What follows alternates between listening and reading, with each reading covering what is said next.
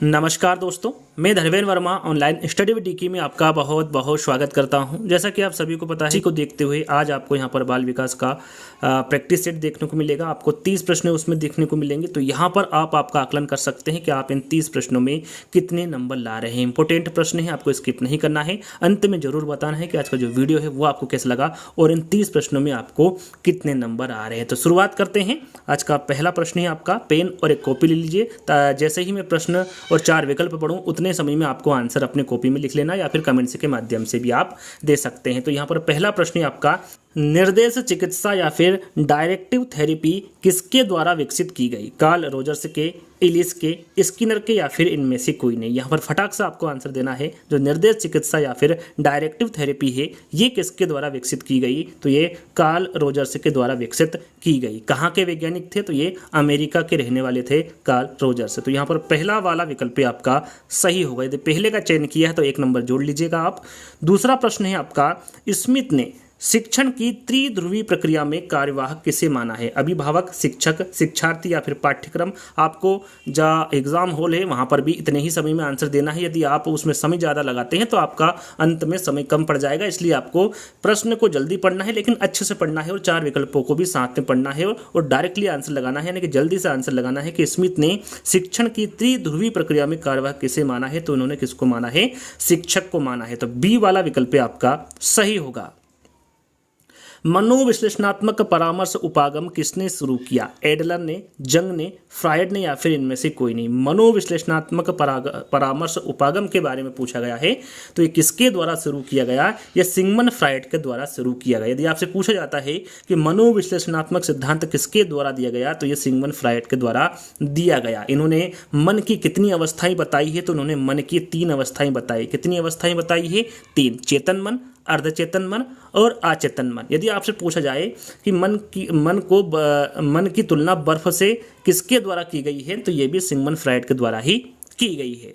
चलिए अगला प्रश्न आपका, थ्रस्टन तथा लिकर्ट निम्न में से किसके मापन से संबंधित है? बुद्धि, अभिवृत्ति, मूल्य या फिर व्यक्तित्व। राइट आंसर आपका होगा थ्रस्टन तथा लिकर्ट ये अभिवृत्ति मापन से संबंधित है। किससे हैं? अभिवृत्ति मापन से। बी वाला विकल्प आपका सही होगा। व्यक्ति को मापने के लिए 16 पीएफ प्रश्नावली किसने दी? यहाँ पर 16 पीएफ प्रश्नावली के बारे में पूछा गया है। किसके द्वारा दी गई? Abraham Maslow, Freud, RB Cattell या फिर पियाजे। आपसे पूछा जाए कि 16 पीएफ प्रश्नावली किसका ये मापन करती है तो ये व्यक्ति का मापन करती है। किसका मापन करती है? व्यक्ति का। किसके द्वारा दी गई? तो ये आरबी केटल के द्वारा दी गई। किसके द्वारा? आरबी केटल के द्वारा दी गई। और ये कहाँ के वैज्ञानिक थे? तो ये भी अमेरिकी वैज्ञानिक थे, आरबी केटल। तो यहाँ पर तीसरा वाला विकल्प आपका सही होगा। छठा प्रश्न, एक बच्ची कहती है कि धूप में कपड़े जल्दी सूख जाते हैं। वहां रिक्तिस्थान की समझ को प्रदर्शित कर रही है, अहम केंद्रीय चिंतन की समझ को प्रदर्शित कर रही है, कार्य कारण विपर्य चिंतन या फिर प्रतिकारमक विचार की समझ को प्रदर्शित कर रही है। किस की समझ को प्रदर्शित कर रही है ये आपको बताना है। तो छठे का आंसर होगा आपका कार्य कारण। याद रखिएगा, एक बच्ची कहती है कि धूप में कपड़े जल्दी सूख जाते हैं, वहां कार्य कारण की समझ को प्रदर्शित कर रही है। तो यहाँ पर बी वाला विकल्प आपका सही होगा। 7वां प्रश्न, मास्लो के पदानुक्रम में अंतिम चरण को क्या कहा जाता है? यहाँ पर सबसे पहले आपको पता होना चाहिए कि पदानुक्रम का जो सिद्धांत है ये किसके द्वारा दिया गया है? तो ये मास्लो के द्वारा दिया गया है। कितने चरण बताए हैं? तो इन्होंने 5 चरण बताए हैं। कितने चरण बताए हैं? 5। यहाँ पर अंतिम चरण पूछा गया, यानी कि 5वां चरण आपसे पूछा गया है। कौन सा है? सम्मान की आवश्यकताएं हैं, सुरक्षा की आवश्यकताएं हैं, शारीरिक आवश्यकताएं या फिर आत्मबोध है। तो यहाँ पर अंतिम चरण पूछा गया है तो कौन सा होगा? आत्मबोध होगा। यहाँ पर डी वाला विकल्प आपका सही होगा।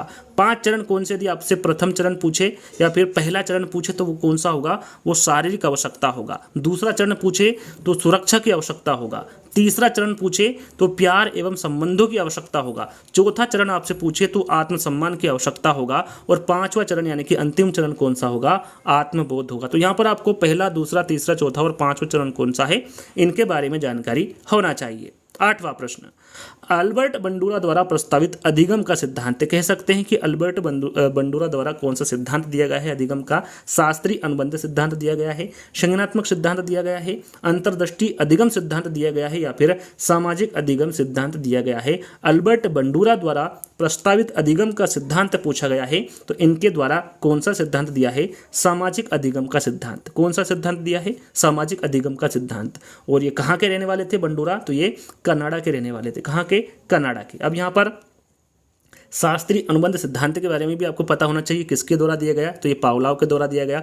कब प्रस्तावित किया गया था? तो 1904 में किया गया था। संज्ञानात्मक सिद्धांत की हम बात करें तो ये जन पियाजे के द्वारा दिया गया था। काफ़ी इंपोर्टेंट है, काफ़ी प्रश्न यहाँ से संज्ञानात्मक सिद्धांत से आएंगे। तो यहाँ पर सभी जितने भी वैज्ञानिक है उसका मैंने एक वीडियो अपलोड कर दिया है, 2 घंटे का है लगभग वो वीडियो देख लीजिएगा। जितने भी इंपॉर्टेंट वैज्ञानिक है उन सभी के प्रश्न आपको उस वीडियो के माध्यम से मिल जाएंगे। तो संज्ञानात्मक सिद्धांत किसके द्वारा दिया गया है? तो ये जन पियाजे के द्वारा दिया गया है। और अंतर्राष्ट्रीय अधिगम सिद्धांत ये किसके द्वारा दिया गया है? तो ये अंतर्दृष्टि का जो सिद्धांत है ये कोहलर के द्वारा दिया गया है। तो चारों सिद्धांतों के बारे में आपको जानकारी होना चाहिए। कोहलबर्ग ने प्रस्तुत किए हैं शारीरिक विकास के चरण प्रस्तुत किए हैं, संवेगात्मक विकास के चरण प्रस्तुत किए हैं, नैतिक विकास के चरण प्रस्तुत किए, या फिर संज्ञानात्मक विकास के चरण प्रस्तुत किए हैं। कोहलबर्ग ने क्या प्रस्तुत किया है ये आपको बताना है। तो आपको पता होना चाहिए कि इन्होंने कौन सा सिद्धांत दिया है। तो कोहलबर्ग ने नैतिक विकास का सिद्धांत दिया है। कौन सा? नैतिक विकास का सिद्धांत। तो इन्होंने कौन से चरण दिए हैं? नैतिक विकास के चरण दिए हैं। कितने चरण दिए हैं? इन्होंने 6 चरण दिए हैं और उनको 3 स्तर में बांटाने के 2-2 करके कितने स्तर कर दिए गए हैं? 3 स्तर कर दिए गए। अब 3 स्तर कौन कौन से हैं? पूर्व पारंपरिक नैतिकता, दूसरा है पारंपरिक नैतिकता और तीसरा है उत्तर पारंपरिक नैतिकता। याद रखिएगा, यदि पूछा जाए कि कोहलबर्ग ने कितने स्तर बताए हैं तो कोहलबर्ग ने 3 स्तर बताए हैं। पहला है पूर्व पारंपरिक नैतिकता, दूसरा है पारंपरिक नैतिकता और तीसरा है उत्तर पारंपरिक नैतिकता। तो यहाँ पर राइट आंसर आपका कौन सा होगा? तीसरा वाला होगा। सीखने का क्लासिकल कंडीशनिंग सिद्धांत के प्रतिपादक कौन थे? स्किनर, पावलाव, थॉर्नडाइक या फिर कोहलबर्ग? क्लासिकल कंडीशनिंग सिद्धांत के बारे में पूछा गया है तो आपका सही आंसर होगा पावलाव। याद रखिएगा, सीखने का जो क्लासिकल कंडीशनिंग सिद्धांत है इसके प्रतिपादक कौन होंगे? पावलाव होंगे। 11वां प्रश्न है आपका, प्रतिभावान लड़की घर में बैठना कम पसंद करती है तथा अधिक क्रियाशील तथा झगड़ालू होती है। यहाँ पर जो कथन दिया गया है ये किसके द्वारा दिया गया है? ट्रो का कथन है, स्किनर का कथन है, हेली का कथन है या फिर वुडवर्थ का कथन है? तो यहाँ पर जो दिया गया कथन है ये ट्रो का कथन है। किसका है? ट्रो का। तो यहाँ पर पहला वाला विकल्प आपका सही होगा। अगला प्रश्न है, व्यक्तित्व मनोविश्लेषणात्मक सिद्धांत किसके द्वारा प्रतिपादित किया गया? थोड़ी देर पहले ही मैंने आपको बताया था, यदि आपने ध्यान से सुना होगा तो आप यहाँ पर चारों विकल्पों को पढ़ते ही आंसर लगा सकते हैं। केटल, गिलफोर्ड, कोहलबर्ग या फिर फ्रायड। तो मैंने आंसर आपको बताया था सिगमंड फ्रायड। जो व्यक्तित्व मनोविश्लेषणात्मक सिद्धांत है यह सिगमंड फ्रायड द्वारा प्रतिपादित किया गया।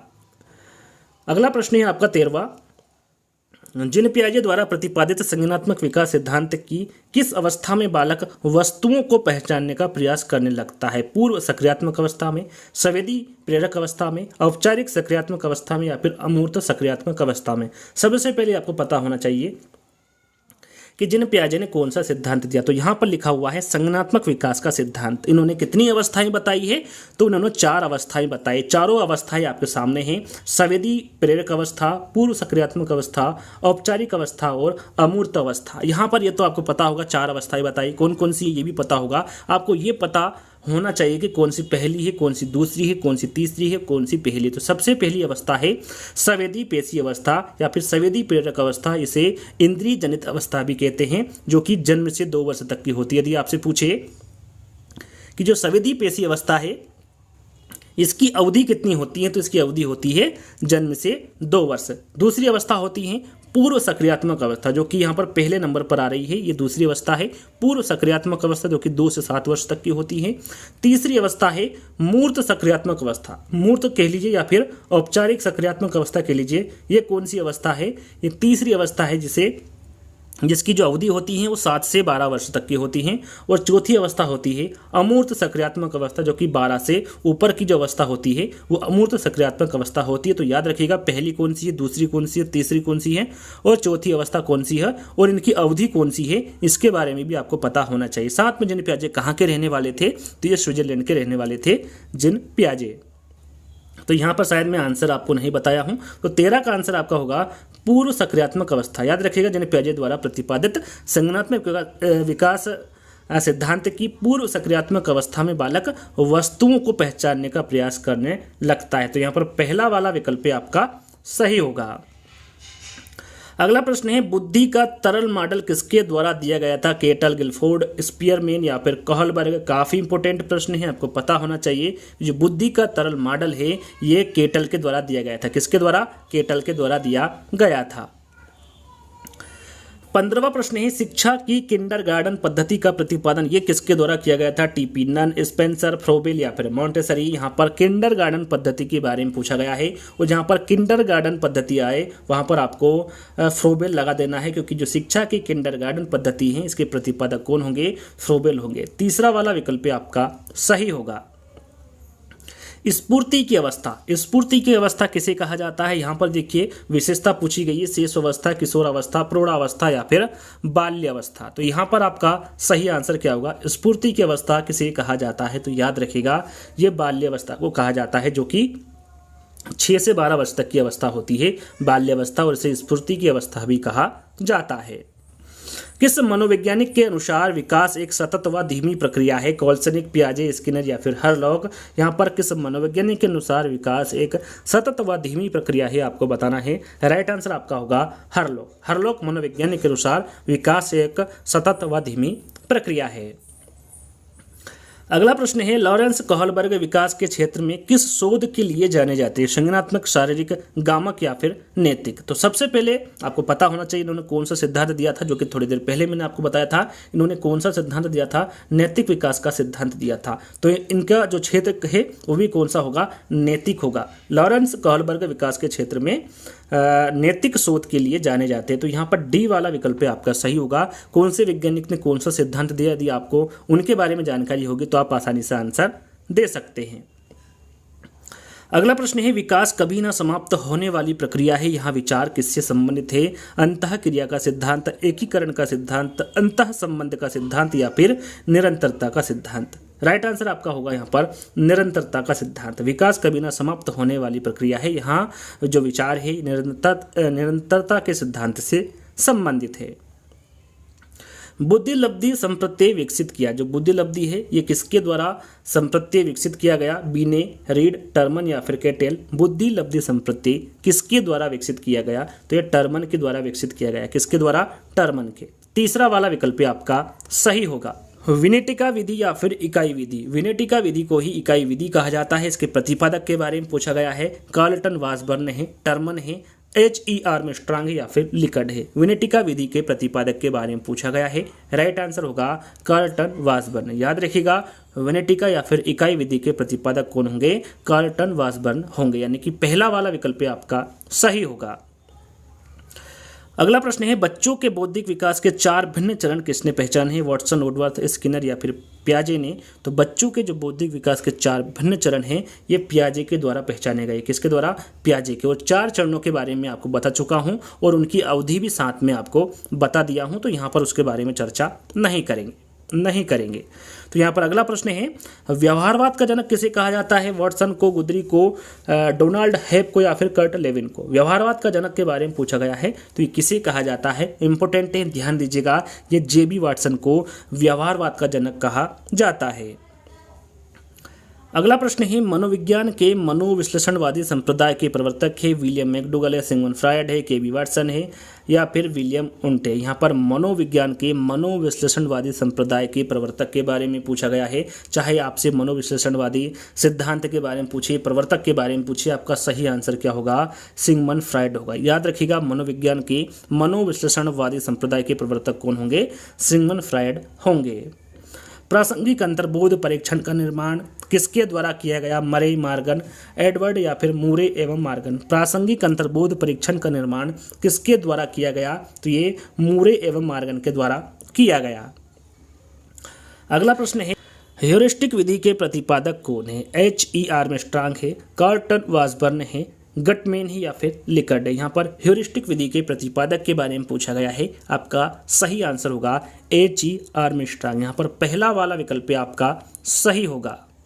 प्रोजेक्ट प्रणाली के प्रतिपादक के बारे में पूछा गया, जे ब्रूनर है, रिस्क है, किलपेट्रिक है या फिर रॉबर्ट ग्लेजर है। प्रोजेक्ट प्रणाली के प्रतिपादक कौन होंगे? राइट आंसर आपका होगा किलपेट्रिक। प्रोजेक्ट प्रणाली के बारे में पूछे तो आपका सही आंसर क्या होगा? किलपेट्रिक होगा।